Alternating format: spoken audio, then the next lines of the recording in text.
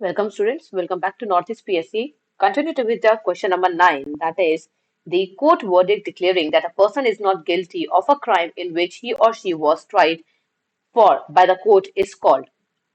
आपका वो कौन सा कोर्ट का वर्डिक्ट होता है जिसके चलते इंसान को कंप्लीटली उसके उस पर्टिकुलर क्राइम से उसको रिमूव कर दिया जाता है, उससे उसको हटा दिया जाता है. ओके, वो कौन सी चीज होती है बच्चे? That is a acquittal. वो पर्टिकुलर जो वर्डिक्ट होती है उसको कहते हैं आपका एक्विटल. बेसिकली एक्विट होता है. Okay, that is equity. Equity कर देना, उसको छुटकारा दे देना उसकी उस पर्टिकुलर क्राइम से. That is the one.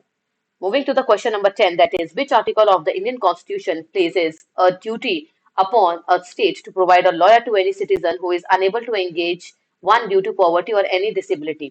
अब बच्चे फॉर एग्जांपल हम कहते हैं कि जो कोर्ट्स होते हैं, जो कोर्ट होते हैं हमारे, वो जिसको हम क्या कहते हैं, अदालत. जो हमारी अदालतें होती है वो सबके लिए खुली होती हैं. तो फॉर एग्जांपल कोई इंसान अगर गरीब है और उसके पास इतने पैसे नहीं है कि वो अपने खुद के लिए एक लॉयर हायर कर ले, तो वो रिस्पॉन्सिबिलिटी किसकी होती है? वो रिस्पॉन्सिबिलिटी स्टेट की होती है कि उसको वो प्रोवाइड कराना. ओके, ड्यूटी प्रोवाइड कराना, एक लॉयर प्रोवाइड कराना, वो स्टेट की ड्यूटी होती है प्रोवाइड कराना. कौन से आर्टिकल के अंदर में? दैट इज बच्चे अंदर DPSP. Okay, DP, sorry, that is a DPSP is the directive principle of the state policy. कि स्टेट का काम है ये कि अगर कोई इंसान अपने खुद के बलबूते पे अपने लिए एक लॉयर हायर नहीं कर सकता तो स्टेट उन्हें लॉयर प्रोवाइड करवाएगी फ्री में. वो आर्टिकल कौन सा है आपका? That article is 39A. Okay, that is for the justice. Justice के लिए बोलता है आपका 39A.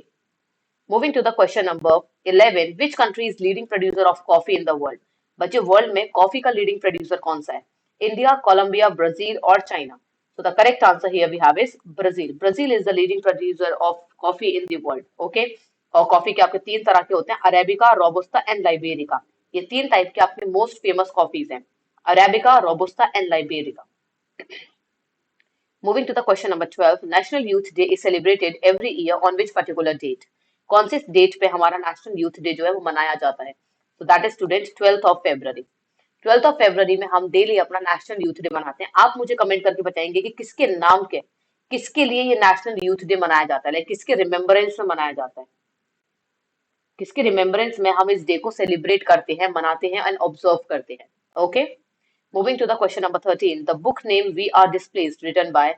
वी आर डिस्प्लेस्ड, हमें हटाया गया है, हम अब नहीं रहे उस जगह पे. ये वाली किताब जो थी वो बेसिकली हिंदी में तो खैर प्रॉपर नहीं आता मेरे को कहना, बट वी आर डिस्प्लेस्ड नाम की जो बुक है वो किसने लिखी थी?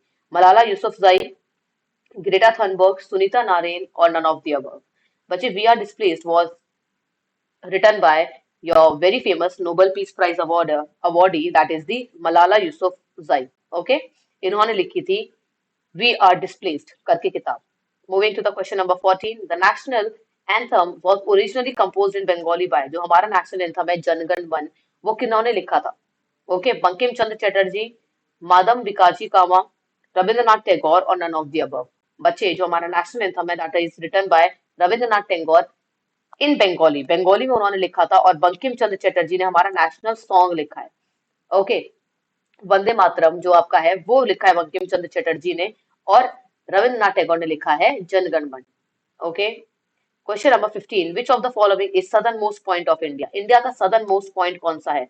तो the southern most point it's in Andaman and Nicobar. Right, ऊपर आपका अंडमान है, नीचे निकोबार है. तो बच्चे निकोबार का सबसे लास्ट पॉइंट जो है वो है हमारे इंडिया का southern most point, and that point is known as Indira point. आप इसका दूसरा नाम मुझे कमेंट करके बताएंगे that what is another name, और Indira point is also known as by which particular name. Okay, moving to the next question, Jawaharlal Nehru port is located in. Jawaharlal Nehru port जो कि आपका एक सैटेलाइट पोर्ट है to the Mumbai port. Okay, Mumbai port का satellite port है आपका. Mumbai port के दो सैटेलाइट पोर्ट है, Jawaharlal port and Kandla port. ये आपका, but Kandla it's in Gujarat. Jawaharlal Nehru port कहाँ पर है हमारा? तो it's located in Maharashtra. Maharashtra में है जवाहरलाल नेहरू पोर्ट. ओके, जो कि आपका एज सैटेलाइट पोर्ट वो करता है किसके लिए? मुंबई पोर्ट के लिए, जो बॉम्बे पोर्ट बोला जाता था किसी जमाने में. Lok Pavani is a river tributary of. Lok Pavani जो है वो रिवर ट्रिब्यूटरी है कौन सी रिवर की? इंडस, कावेरी, ब्रह्मपुत्र और none of the above? That's बच्चे कावेरी. कावेरी की ट्रिब्यूटरी है लोक Pavani. Lok Pavani is a tributary of Kaveri. Kaveri river की ट्रिब्यूटरी है ये. Next question, which Indian state has the highest population according to 2011 census? 2011 के सेंसस के अकॉर्डिंग, 2011 की जनगणना के अनुसार हमारी हाईएस्ट पॉपुलेशन कौन सी स्टेट की है? तो most famous state Uttar Pradesh, कोई नहीं compete कर सकता यूपी से, right? That is the second largest है area wise and it is largest in population.